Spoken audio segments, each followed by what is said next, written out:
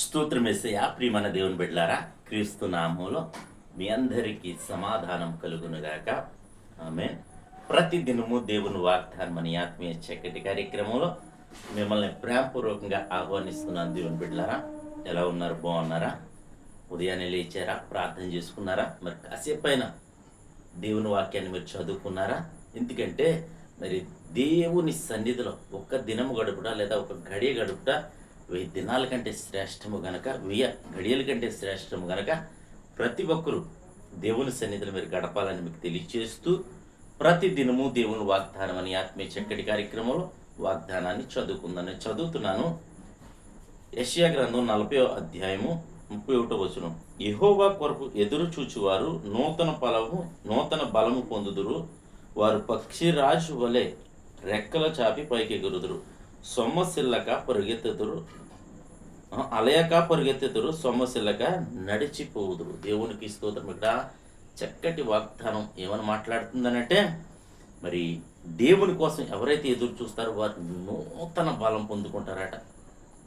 ఈ దినం మరి ఒకవేళ మనం బలహీనత శరీర బలహీనతే కాదు, కానీ నీ పరిస్థితులు ఎదురవుతున్న ప్రతి బలహీనత కావచ్చు, మరి ప్రతి విషయంలో శోధన కావచ్చు, శ్రమలు కావచ్చు, నిందలు కావచ్చు, మరే పోరాటాలైనా కావచ్చు.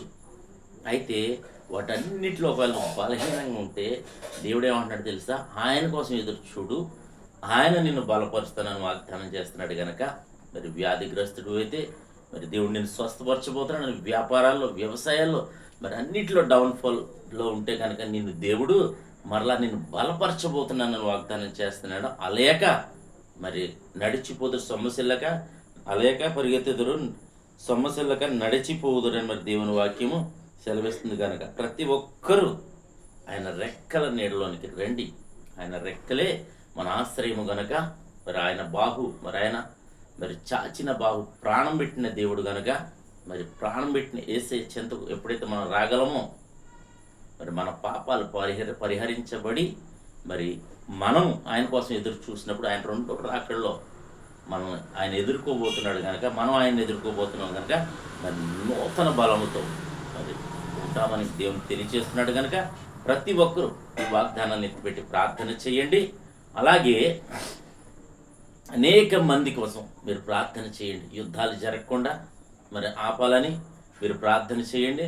అనేక మంది అమాయక ప్రజలు చనిపోతుండగా నేను వారి కుటుంబాలని ఆదరించబడాలని, యాక్సిడెంట్ల కారణంగా కావచ్చు, రకరకాలుగా మరి అనేక మంది ప్రజలు నిరాశ్రయులైపోతున్నారు, చనిపోతున్నారు.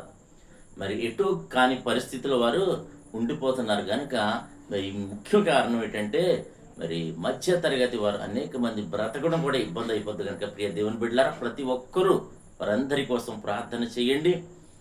యుద్ధాలు ఆగాలని ప్రార్థన చేయండి. మన భారతదేశం సరిహద్దుల్లో నెమ్మది కోసం ప్రార్థన చేయండి. అలాగే ప్రతి ఒక్కరికి క్షేమం, రక్షణ, కాపుదల కోసం మీరు ప్రార్థన చేయండి. దేవుడు ఈ మాటలు దీవించునుగాక. ఆమెను ప్రార్థన చేసుకుందాం. స్తోత్రము తండ్రి, వందనాలు యేసయ్యా.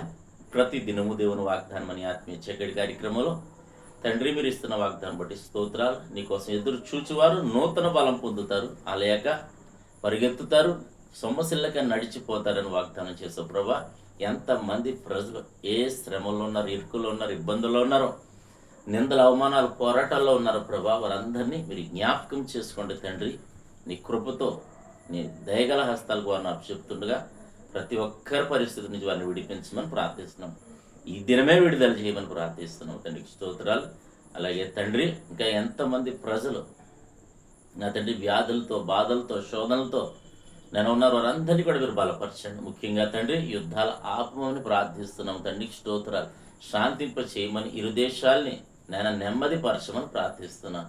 అలాగే తండ్రి నాయన, అలాగే ప్రభు ఎటువంటి కొరతలు ఏర్పడకుండా, నీ ప్రజలు ఇబ్బంది పడకుండా నాయన కాపుదల దయచేయమని ప్రార్థిస్తున్నాను. అందరూ నీ బట్టలే కనుక ఏ ఒక్కరికి ఇబ్బంది లేకుండా మీరు కాపుదల ఉంచమని ప్రార్థిస్తూ, ఈ దినం ఎవరైతే మ్యారేజ్ డే, బర్త్డే జరిపించుకుంటున్నారో నీ బిడ్డలందరికీ క్షేమాన్ని, సమాధానాన్ని సంవత్సరం అంతయు నీ దయ కిరీటం నుంచి మీరే మహిమ పొందమని క్రీస్తు నామములో అడుగుతున్నాము తండ్రి.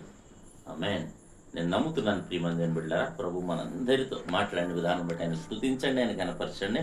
అలాగే విశ్వాసంలో క్రీస్తులో ముందుకు సాగాలని మీకు తెలియజేస్తూ దేవుడు నిన్ను కుటుంబాన్ని దీవించునుగాక. ఆమేన్.